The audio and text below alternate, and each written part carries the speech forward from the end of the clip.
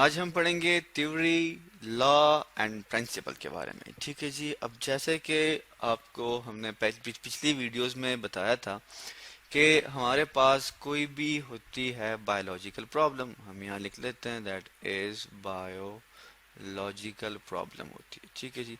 तो biological problem को हम किस तरह ट्रीट करते हैं जी, या उसको किस तरह फाइंड आउट करते हैं, इसके लिए हमने मुख्तलिफ स्टेप्स पढ़े थे। ठीक है जी। और हर एक स्टेप में हमने क्या किया था, डिस्कस किया था कि हम उसको किस तरह फाइंड आउट कर सकते हैं। हम एक बार फिर डायग्राम के थ्रू अब इसको समझ भी लेते हैं और देख भी लेते हैं कि किस तरह एक बायोलॉजिकल प्रॉब्लम को हम सॉल्व कर सकते हैं। तो जैसा कि आप इस डायग्राम में देख सकते हैं, हमारे पास सबसे पहले क्या होती है, हमारे पास होती है that is known as a biological problem. Biological problem को हम क्या करते हैं, हम देखते हैं, फाइंड आउट करते हैं किस चीज़ के थ्रू, ऑब्जर्वेशंस के थ्रू। ऑब्जर्वेशन में हम अपने 5 सेंसेस यूज़ करते हैं। ठीक है जी। फिर इन्हीं ऑब्जर्वेशन के बेस पे हम क्या करते हैं, हम फाइंड आउट करते हैं या हम बना देते हैं एक जर्नल सी, एक आर्जी सी स्टेटमेंट जिसे हम कहते हैं हाइपोथेसिस। और फिर उस हाइपोथेसिस से हम क्या करते हैं कि हम उसको, मतलब हमने अब उसको एक्सपेरिमेंटली प्रूफ करने के लिए हम उसमें से कोई भी डिडक्शन निकाल देते हैं। ठीक है जी। डिडक्शन के बारे में हमने पढ़ा भी था और आपको बताया भी था कि डिडक्शन जो है कि बेसिकली क्या होती है, ये आपके पास लॉजिकल कॉन्सिक्वेंसेस होती है। ठीक है जी। कि क्या वाकई ही ये चीज़ ऐसी है, मतलब ये है कि हम हाइपोथेसिस को तरतीब देते हैं। फिर डिडक्शन के ऊपर हम क्या करते हैं, एक्सपेरिमेंट लगाते हैं। हमारे पास एक एक्सपेरिमेंटल ग्रुप होता है। ठीक है, जिससे हम देखते हैं कि क्या वाकई ये हमारी जो हाइपोथेसिस है वो ठीक है। एक हमारे पास कंट्रोल ग्रुप होता है जो कि नॉर्मल होता है, जिससे जो नॉर्मल चीज़ जा रही होती है। ठीक है। जैसे एक हेल्दी पर्सन है तो क्या होगा, वो कंट्रोल होगा। एक बंदे को क्या है, मलेरिया है, वो एक्सपेरिमेंटल ग्रुप में आ जाएगा। फिर हम क्या करते हैं, फिर हम एक्सपेरिमेंट्स करते हैं। ठीक है जी। एक्सपेरिमेंट से फिर हम क्या करते हैं, एक्सपेरिमेंट के हमारे पास रिजल्ट्स आते हैं। और फिर वो जो हमारे पास डेटा होता है उसको हम ऑर्गेनाइज करते हैं, एनालिसिस करते हैं, फिर क्या करते हैं, समराइजेशन करते हैं अपने रिजल्ट्स की।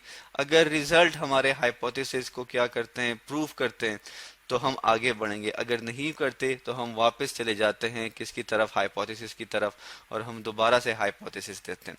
अब ये तो वो कंडीशन है कि हाइपोथेसिस रिजेक्ट हो गई। अगर हाइपोथेसिस क्या है, एक्सेप्ट हो गई, प्रूव हो गई, तो उसके बाद क्या होगा जी, उसके बाद हम क्या करते हैं, उसके बाद हम मूव करते हैं towards the theory and loss. ठीक है जी। तो सबसे पहले अब हम डिस्कस करते हैं थ्योरी के बारे में कि थ्योरी बेसिकली किस तरह कंपोज की जाती है, किस तरह ये हमारे पास फॉर्म में आ जाती है, किस तरह बन जाती है।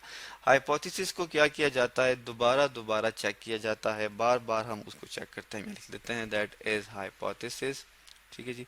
हाइपोथेसिस जो है हमारे पास, इसको हम एक्सपेरिमेंटली जो है क्या करते हैं, रिपीटेडली क्या करते हैं, चेक करते हैं। ठीक है, हम यहाँ लिख लेते हैं दैट इज रिपीटेडली। ठीक है जी।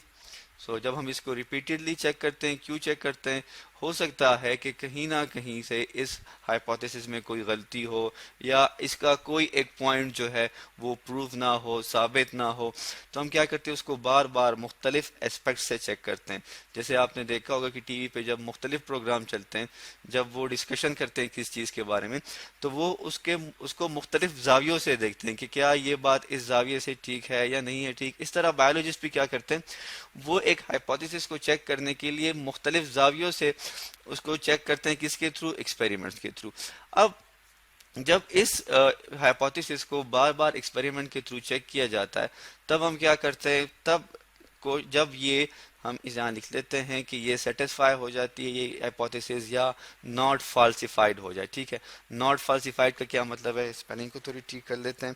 नॉन फाल्सिफाइड का मतलब ये है कि वो चीज़ गलत साबित ना हो। ठीक है जी। वो हाइपोथेसिस जो है वो गलत साबित ना हो, तो उसको हम क्या कहते हैं, अब वो हमारे पास क्या बन जाएगी, अब वो हमारे हाइपोथेसिस जो है हमारे पास वो क्या कहलाएगी, वो थ्योरी कहलाएगी। ठीक है जी। वो क्या कहलाती है, वो हमारे पास थ्योरी कहलाती है। ठीक है जी। और थ्योरी को मतलब थ्योरी पे हम कंटिन्यूसली जो है, कोई भी थ्योरी हो उसके ऊपर हम एक्सपेरिमेंट लगाते रहते हैं। जैसे कि आप इंशाल्लाह आगे के वीडियोस में पढ़ेंगे। हमारे पास एक थ्योरी है जिसे हम कहते हैं सेल थ्योरी।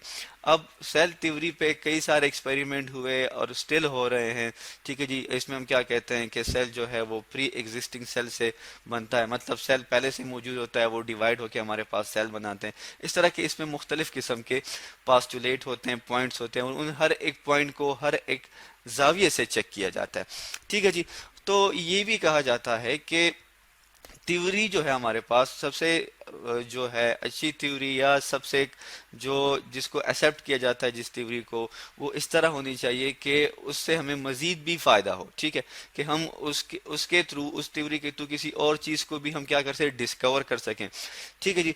तो जब ये थ्योरी हर लिहाज से, हर एक एंगल से, हर एक जाविये से क्या हो जाए, सेटिस्फाई हो जाए, इसमें कोई भी जो है कोई भी सबूत ना मिले कि ये गलत है, तो तब हम क्या कहते हैं कि अब ये थ्योरी हमारे पास क्या बन जाएगी, लॉ एंड प्रिंसिपल बन जाएगी, ठीक है जी। हम यहाँ लिख लेते हैं कि जो हमारे पास थ्योरी है, ठीक है जी, जो थ्योरी है वो क्या हो जाए, वो उसमें कोई भी, मतलब कोई भी डाउटफुल अप्रोच ना हो, ठीक है जी, कोई भी उसमें कोई शक की बात ना हो, जिसे हम क्या कहते हैं, डाउट, ठीक है। मैं लिख लेता हूँ यहाँ पे डाउटफुल अप्रोच, ठीक है, APPROACH, डाउटफुल अप्रोच ना हो, तो फिर हम उसे क्या कहेंगे, उसे फिर हम कहते हैं कि ये हमारे पास लॉ होगी, या हम इसे प्रिंसिपल भी कहते हैं। तो बायोलॉजी में, साइंस में हमारे पास थ्योरी बहुत सारी है, ठीक है। थ्योरी को हम क्या कर सकते हैं, रिजेक्ट कर सकते हैं, डिसप्रूव, मतलब हम उसे प्रूव कर सकते हैं कि भाई ये गलत है, लेकिन प्रिंसिपल या लॉ जब वो बन जाए तो तब हम उसे रिजेक्ट नहीं कर सकते। इसी तरह जो है, जैसे हमारे पास सेल थ्योरी है, इसी तरह बायोलॉजी में हमारे पास जो है एक लॉ है, एक प्रिंसिपल है, जिसे हम कहते हैं, सॉरी, मेंडल, ठीक है जी। मेंडल जो था ये एक प्रीस्ट था, ठीक है, पादरी था, और उसने कुछ एक्सपेरिमेंट किए थे, किस चीज़ के, इनहेरिटेंस के। तो जैसे जैसे मेंडल्स लॉज, ठीक है, हम लिख लेते हैं, दैट इज मेंडल्स के हमारे पास क्या है, मेंडल के हमारे पास लॉज हैं, ठीक है जी। मेंडल के क्या हैं, लॉज हैं, किस चीज़ के, ऑफ इनहेरिटेंस। इनहेरिटेंस किसे कहते हैं, विरासत को कहते हैं, ठीक है जी। और ये आप इंशाल्लाह हम अगली जो हमारी वीडियोस होंगी, जो आप, अगर आप 10th क्लास की वीडियोस देखेंगे तो उनमें आपके मेंडल्स के ये इनहेरिटेंस के लाज मिलेंगे।